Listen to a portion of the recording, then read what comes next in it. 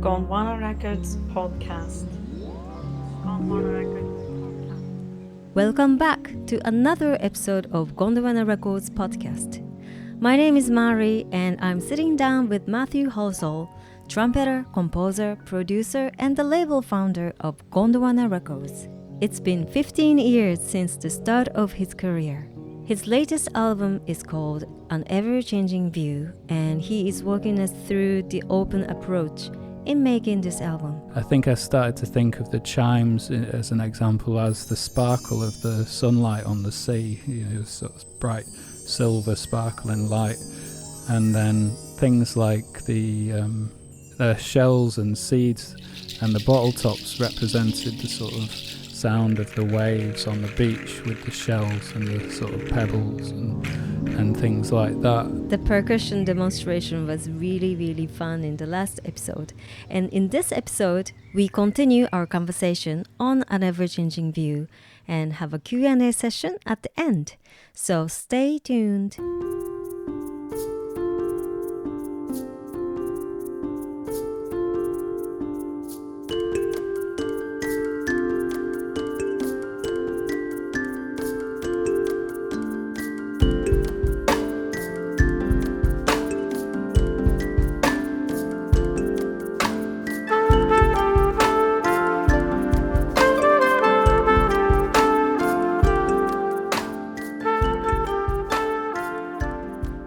The way the music was made was me looking at different views whilst composing.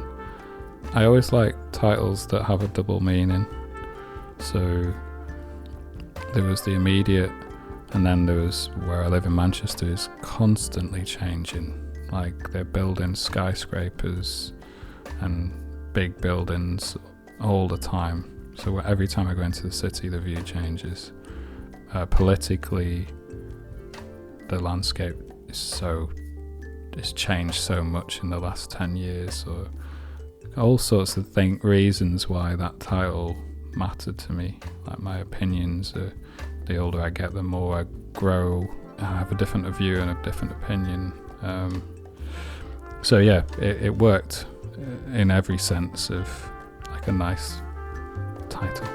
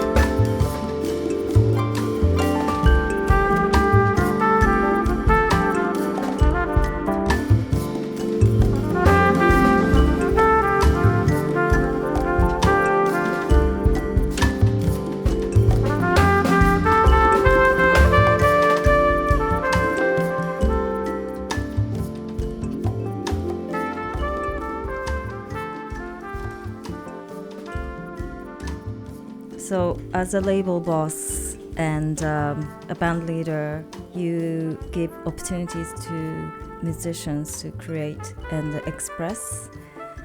But on this album, you commissioned your first own instruments and other artworks. And you seem to be very into giving opportunity to artists. Can you tell us more about that? We work with a lot of artists and graphic designers, which I'm really proud to support.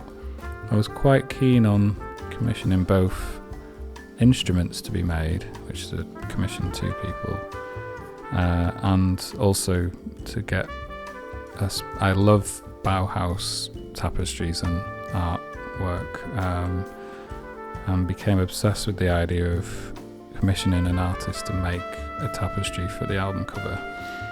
So my brother, who was living in London, Daniel, that's the graphic designer for the record label, had a studio in a place called Art Hub in Deptford, and he did an exhibition and tapestry artist Sarah Kelly was also in that exhibition. It was like a joint kind of exhibition of multiple artists.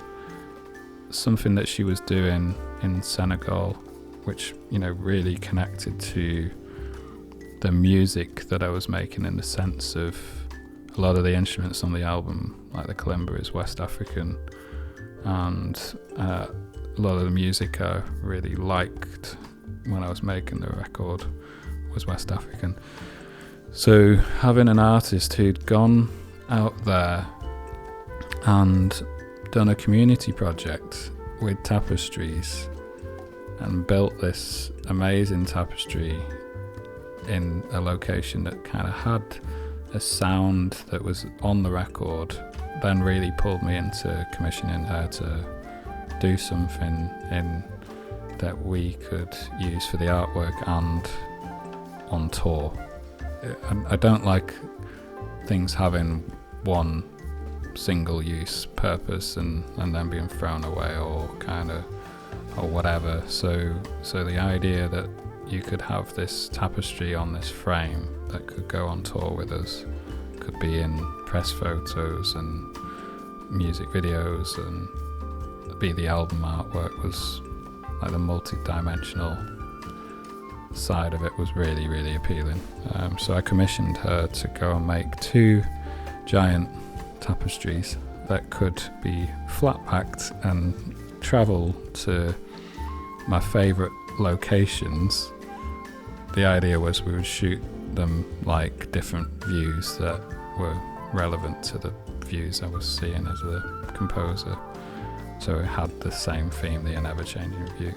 The tapestries also were like floating shapes, which goes back to the mobile idea and the Calder sculpture art that I love from as long as I can remember going to art galleries. I always used to enjoy mobile art that you would see, and Calder's stuff's great. So the shapes are like floating on a loom on a tapestry. So they also look like strings on a harp. So there was this mad visual and creative connection. Like they literally look and feel like art in nature on the photos on the album artwork, and the music is art in nature for me. It was amazing.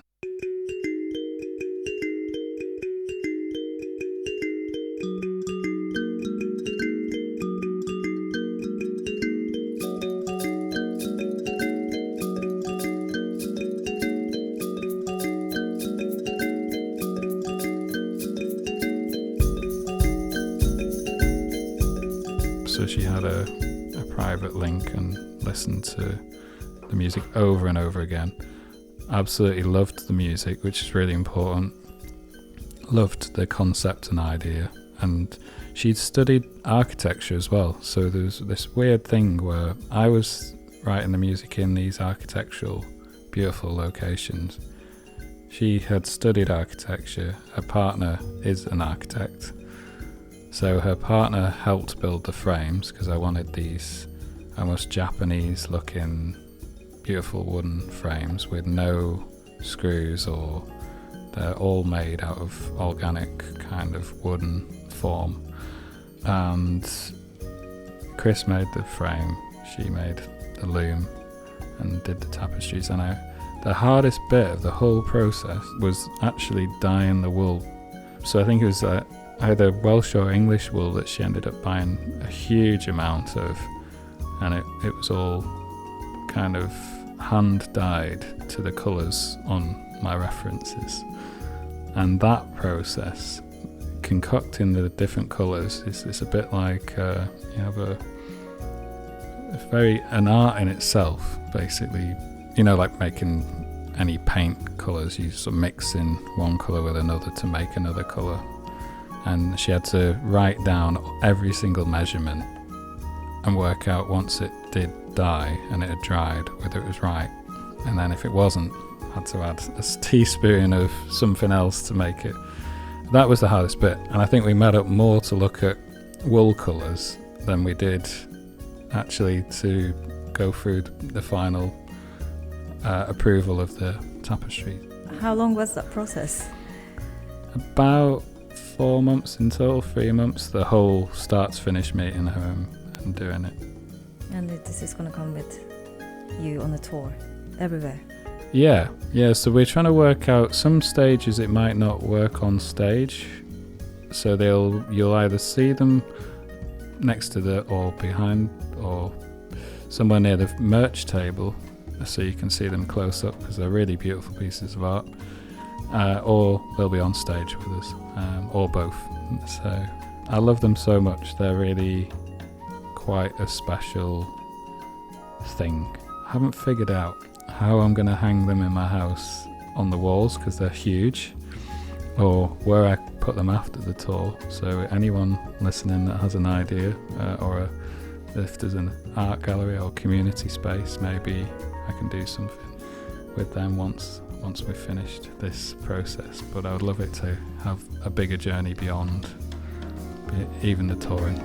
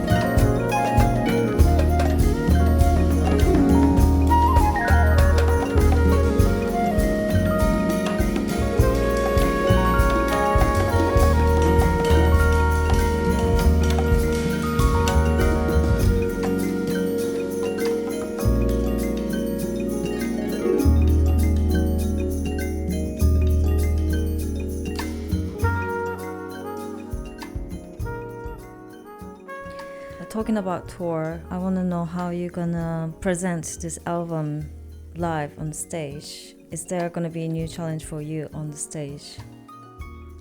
I guess so, yeah, because I can't play 7-8 layers of percussion and kalimba and Celeste and glockenspiel whilst playing trumpet. So, and I certainly can't afford to pay 8 other people to do those things. So I think I'm going to have to use some sequencing and sampling. There'll still be the 7 amazing musicians, or 8 musicians, depending on each gig, that are on the record. So it'll be a mixture of beautifully sequenced sample elements with a really beautiful live band. And I can't wait to play it live and figure out more things with the lighting. I will be playing the triangles live, the hand hammered triangles on those tracks, which I cannot wait to do as well. So, and I probably will be playing a little bit of percussion, like shaking things when I'm not playing trumpet, because I don't like to sit still on stage.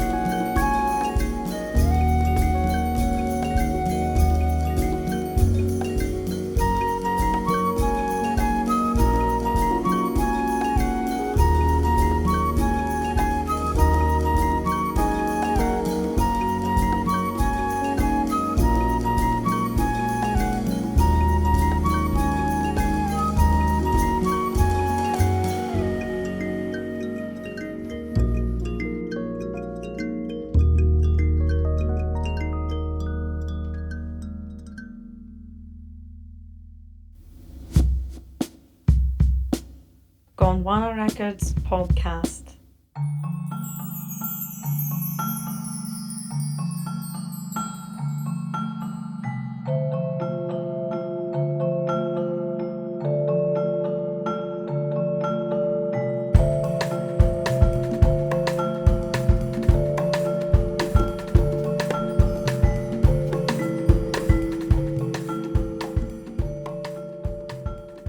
So okay, now we're gonna move on to the Q&A time where Matt's fan has sent in so many wonderful questions.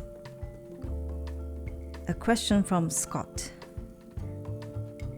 Where do you get your inspiration from? Emotions or ideas?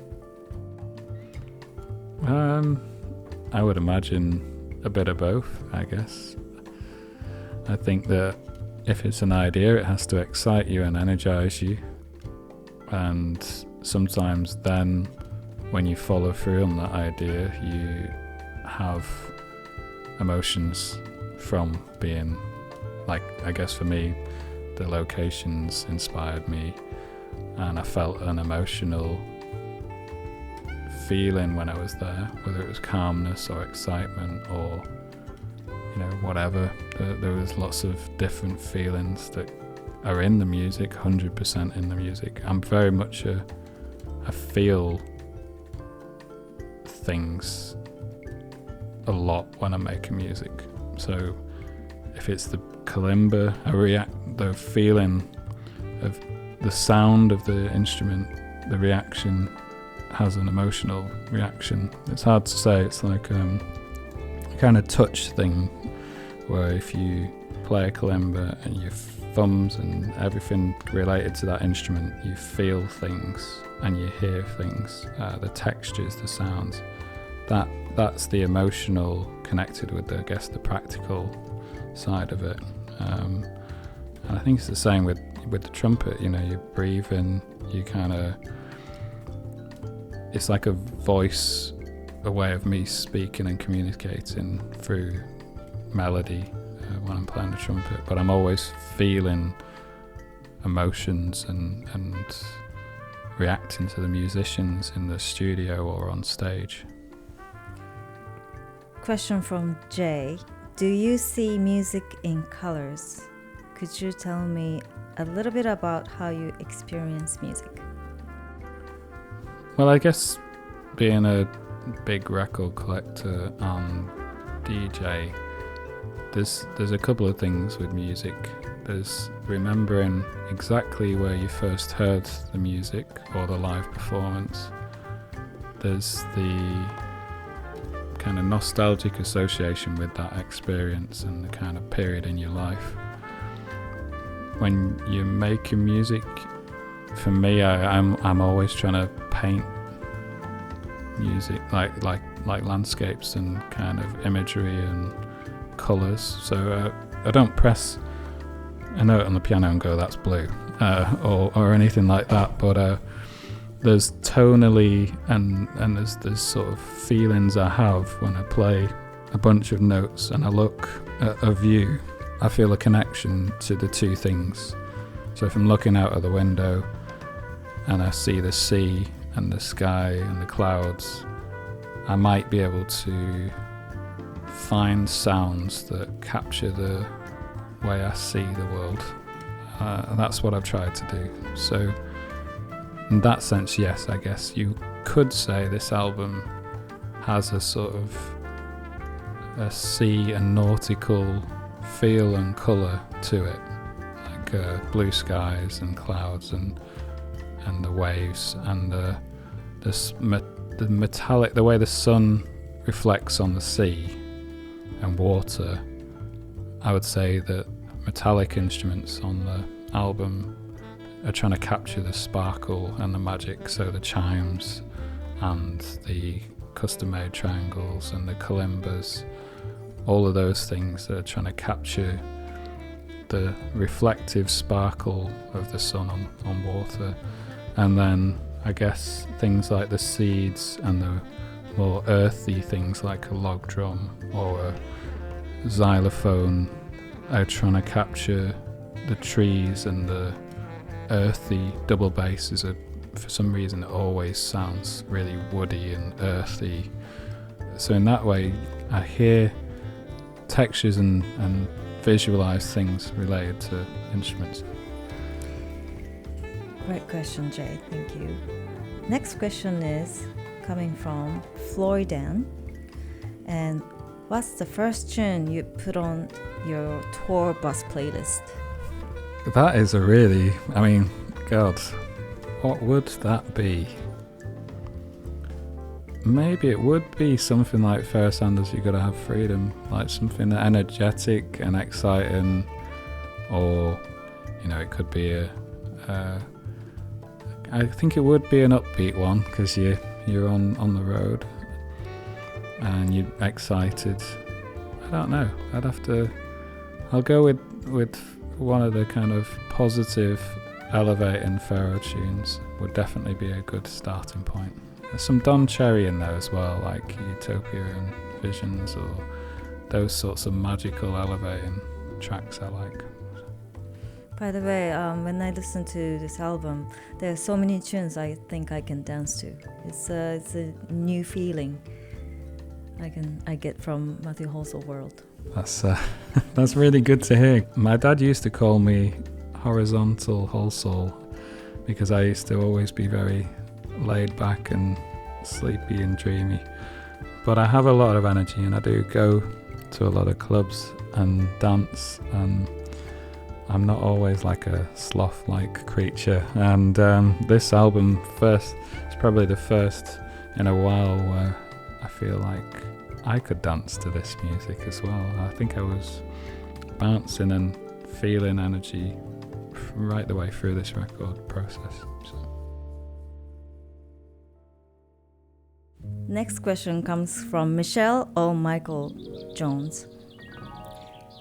When did you first get into writing original material? Which is a really good question, because this is entirely your composition. I would say I've been making music, whether it's at its most basic on solo piano, since I was about 12, 13. And I much preferred making my own music than learning how to play other people's music. I don't know whether that was me being a lazy kind of studier, but I just felt much happier just playing instruments without rules or restrictions. And I certainly learned a lot from people like producers like Mr. Scruff, DJ producer. I was in the studio with him, and his descriptions for musicians on how to play their instruments was absolutely hilarious. Basically, he would say to piano players, imagine you're a mouse nibbling at the keys and doing like kind of things, and he would put things like plastic bags on the snare drum to get a vinyl crackle, and he would think about playing instruments in a completely different way. And I think I've always been the same. I can play trumpet in an environment where I'm reading music and performing other people's music, but I'm happiest when I'm playing. But I did make a lot of different music before I released jazz. So I made an album that was what I would, I guess, best describe as my Beatles album, with me and two other vocalists. I'm not a very good singer, but I was probably the Ringo of the band. I loved making that type of music. I played some guitar and bass and drums on that album. And I made a lot of electronic music. I still make a lot of electronic music. I've never released it. I don't know why. It doesn't feel... I think it's fun for me. It's a journey. I love experimenting. I love synthesizers and samplers and drum machines, but I don't feel ready to share it with anyone or necessarily that it's that important. It's just me having fun, playing around. So I've always been... But the first big jazz compositions I made and then later released would have been from my early 20s. That's when I started writing jazz music properly. Thank you. Next question is from Joris or Boris. What is the most important advice you would give to fellow musicians looking for ways of expressing themselves through music? I think you have to make music with freedom, and you have to feel a connection to the sounds and the kind of process that you're going through. You have to feel things. It has to be honest, and you shouldn't ever worry about fitting in to genres. I think we're in an era now where genres are just so cross-pollinated. You should listen to as much music as possible and really understand the music you like and draw influences from that. It could just be one album that stays with you for 15 years. I've got albums that I still feel very, very influenced by. That doesn't have to be loads of things. I think the time of day that you compose is really important. For me, really early in the morning, really late at night, my brain is in the calmest and most focused place, because day-to-day life is chaotic and stressful, and those are the times I feel most productive creatively. The space that you compose in, as we've discussed, really, really matters. Feeling relaxed, comfortable. If you've got a lot of stuff and you feel overwhelmed, completely pack everything down and put one thing in the middle of the room and use that one thing and enjoy the space. It's just got to feel fun from start to finish, and work with musicians who you're excited by when you're making the recordings. I genuinely love, and I'm curious and excited every time I share new music with the musicians in my band, and I never quite know what they're going to bring to the music. Collaboration's really important, I think, but at the right time, not too early because you get too many different people's personality, not too late because then it becomes a dictatorship and a kind of really restrictive process. So finding that sweet spot of having enough clarity with what you're trying to achieve as a composer, but enough space for other individuals to make it more of a special event and celebration. Thank you. My last question would be, what was your new discovery by making this album an ever-changing view? I think I really I've always liked collaborating, but beyond musicians, so more creators in the sense of making interesting and exotic instruments. I now follow an endless amount of inventors and creators that are making instruments because I've become obsessed. Collaborating with artists was really good fun. Collaborating with music video and camera operators and directors has been really exciting. Lots of things to share from that side. I think I've learnt to be the most open and honest, and probably had the most fun in a long time making this record. Okay, thank you very much and congratulations. No worries, thank you.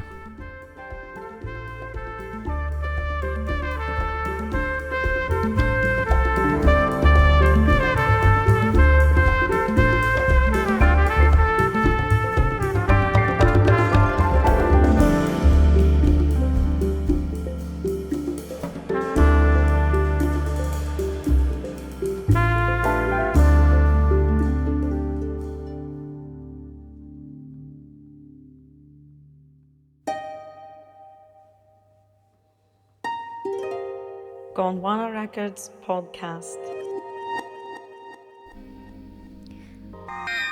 I hope you enjoyed the last 4 episodes with Matthew Halsall. Coming up next, we are going to sit down with Hanya Rani. Very quickly, of course, after maybe first year, I recognized that piano is my thing. A pianist, composer, and musician who just released a new album, Ghost. Thank you for listening and see you on the other side.